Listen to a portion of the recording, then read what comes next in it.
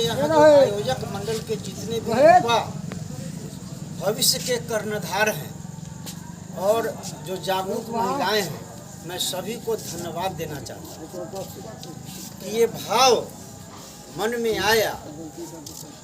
और इसलिए आया कि देहात में पहले से लोग बोलता है कि जहाँ बसहूँ तहाँ सुंदर देशा और जो प्रतिपालहूँ मैंने देशा।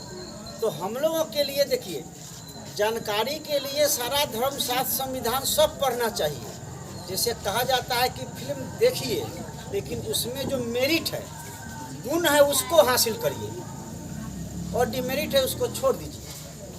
तो ये पावन धरती जो कीरतपुर का है, यहाँ पर बाबा साहब का जन्मोत्सव मन रहा है और ये मौका हम लोगों को जो मिला वो बाबा साहब की कृपा से मिला। एक समय था जो भी व्यक्ति यहाँ हैं, अपने गांव घर में जो बुजुर्ग हैं उनसे जब जानकारी लेंगे तो पता चलेगा कि उनको जीने की आज़ादी नहीं थी। 26 जनवरी 1950 को भारत का संविधान मिला, तो 1950 के पहले जो व्यवस्था यहाँ थी, उस व्यवस्था में सभी लोग हर दृष्टिकोण से गुलाम थे, कोई आज़ादी नहीं थी। ये मेन सड़क पर कुर्सी पर बैठ के आप लोग एक कार्यक्रम में शामिल हैं और हम बोल रहे हैं, अपना विचार दे रहे हैं। आप लोगों ने शिक्षा लिया है, थोड़ा बहुत मेहनत से कमा करके, और जो बिल्डिंग बना है, जो संपन्नता आई है, ये सभी के सभी जो देन है वो हम लोगों के भगवान बाबा साहब भीमराव अंबेडकर जी का देन है।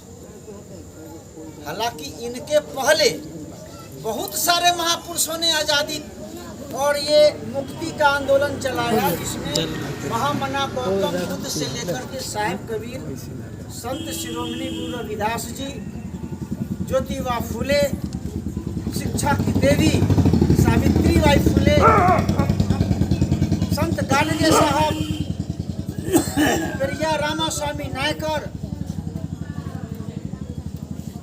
बाबा साहब अम्बेडकर, शहीद जगदेव प्रसाद, पता नहीं हजारों गुमनाम महापुरुष रहे हैं जिन्होंने अपने बहुजन समाज के आज़ादी, हक, अधिकार, मान सम्मान के लिए अपना सब कुछ बर्बाद कर दिए, लेकिन अंत में एक ऐसा विभूति हम लोगों के बीच में पैदा लिए जिन्होंने संघर्ष करते हुए जो संविधान उन्होंने दिया, जिस संविधान से ये देश चलता है, और इन्हें सिंबल ऑफ नॉलेज कहा जाता है।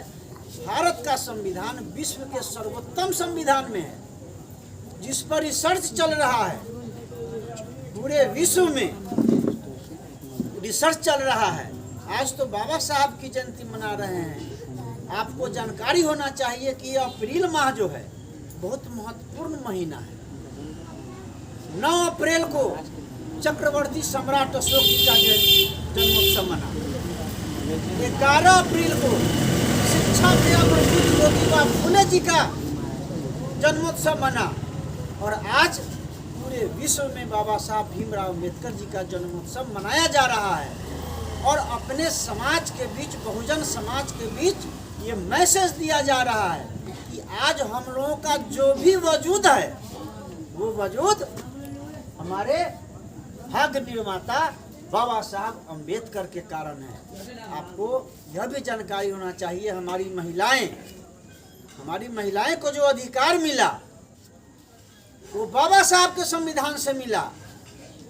हिंदू कोड बिल लागू करवाने के लिए बाबा साहब ने मंत्रिमंडल से इस्तीफा दे दिया था। हिंदू कोड बिल में है क्या? महिलाओं का अधिकार है। पहले महिलाओं को न शिक्षा का अधिकार था, न बराबरी का अधिकार था, न समाज में कुर्सी पर बैठने का अधिकार था, न नौकरी करने का अधिकार था। और आपको मालूम है, जब बाबा साहब का संविधान लागू हुआ तो इस देश में देश के प्रधानमंत्री भी महिलाएं बनी, देश के आईएएस भी महिलाएं बनी, आईपीएस भी महिलाएं बनी, राष्ट्रपति भी महिला बनी, मुख्यमंत्री भी महिला बनी। और आज जितने भी सरकारी पद हैं सभी पद पर महिलाओं को जगह दिया गया, वो भी बाबा साहब की कृपा है। इसलिए हम जितने भी बहुजन समाज के लोग हैं, महिला हैं, पुरुष हैं, बच्चे हैं, उनको बाबा साहब की पूजा करनी चाहिए। पूजा इस मायने में, बाबा साहब ने कभी नहीं कहा कि हमारी पूजा करो। पूजा का मतलब होता है पूजा, पूरी जानकारी, पू से पूरी और ज से जानकारी। पूजा आप उनकी करें जिसके बारे में पूरा के पूरा जानकारी हो।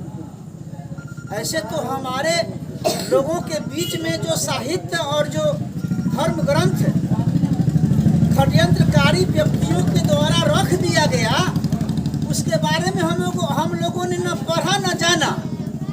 सिर्फ परंपरा के नाम पर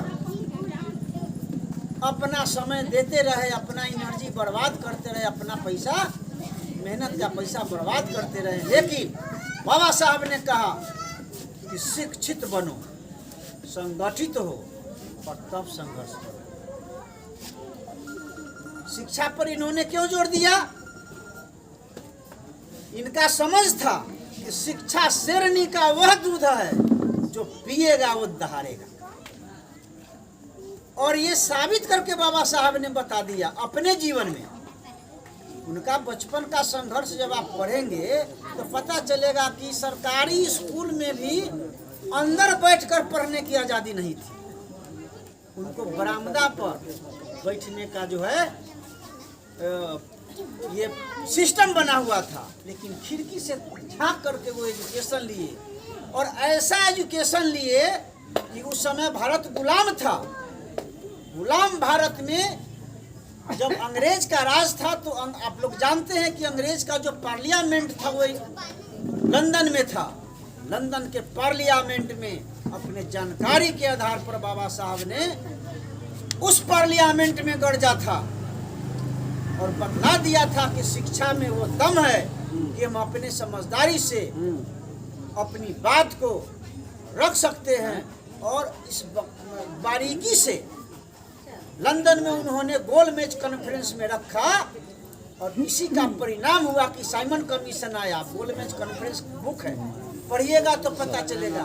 साइमन कमीशन पढ़िएगा तो पता चलेगा। पूना पैक्ट पढ़िएगा तो पता चलेगा कि कितना संघर्ष करके अपना सारा परिवार की कुर्बानी दे करके उन्होंने हम लोगों के लिए अपना सब चीज़ बर्बाद कर दिया।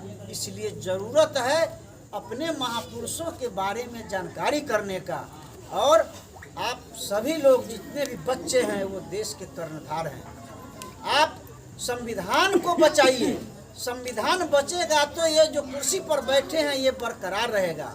नहीं तो अभी जो षड्यंत्र चल रहा है आरएसएस, विश्व हिंदू परिषद, बजरंग दल के माध्यम से कि हमारे ही लड़का को, जिस लड़का को कोई जानकारी नहीं है, यो भगवा पताका लेकर के जो है हिंदू के नाम पर बेवकूफ़ बनाया जा रहा है। जबकि आपको मालूम होना चाहिए कि हमारे पूर्वज को हिंदू के नाम पर कोई सम्मान नहीं मिलता था, कोई मंदिर में जाने नहीं दिया जाता था, कोई मंत्र नहीं बोलने दिया जा रहा था। ये हम लोगों के पूर्वजों का मतलब दादा परदादा की दुर्दशा थी। आज तो बाबा साहब की कृपा से हम लोग जो कुछ भी थोड़ा उत्थान किए हैं उसमें बाबा साहब की पूरी कुर्बानी है। तो इनकी कुर्बानी तब हम लोगों के लिए सकारात्मक होगा कि हम लोग इनके जन्म दिवस पर तो अपना जो श्रद्धा है वो तो व्यक्त करें ही, साथ ही इनका जो हमारे लिए कुर्बानी था, इनके विचारधारा को अपने गांव समाज में रखने की आवश्यकता है। और जब हम अपने गांव समाज में रखेंगे तब ही सही मायने में इनके जन्मोत्सव मनाने का सही सार्थक मतलब होगा। नहीं तो बहुत लोग एक फॉर्मेलिटी भी करते हैं और उस फॉर्मेलिटी से हमारा कुछ बनने वाला नहीं है। तो विशेष आप लोगों का समय नहीं लेते हुए मैं पुनः आप सभी यंग जितने भी युवा जो इस कार्यक्रम को आयोजित किए हैं उनको मैं दिल से धन्यवाद देता हूँ। कि आप लोग शिक्षा ग्रहण करिए और शिक्षा ग्रहण करने के बाद आपस में संगठित रहिए। जब आपस में आप संगठित रहिएगा, छोटी छोटी बात पर ऐसा नहीं है कि हम परिवार में फूट पैदा करें, समाज में फूट पैदा करें। अच्छी शिक्षा लेंगे तो निश्चित रूप से अच्छा समाज का निर्माण होगा। जब अच्छा समाज का निर्माण होगा तो आप संगठित होकर के अपने हक अधिकार की लड़ाई आप लड़ सकते हैं और आप अपना बच्चों के भविष्य को संवार सकते हैं। आप जो है एक नया इतिहास बना सकते हैं। इन्हीं चंद्र शब्दों के साथ मैं अपनी वाणी को विराम देता हूँ। जय भारत, जय बाबा अम्बेडकर साहब, जय संविधान।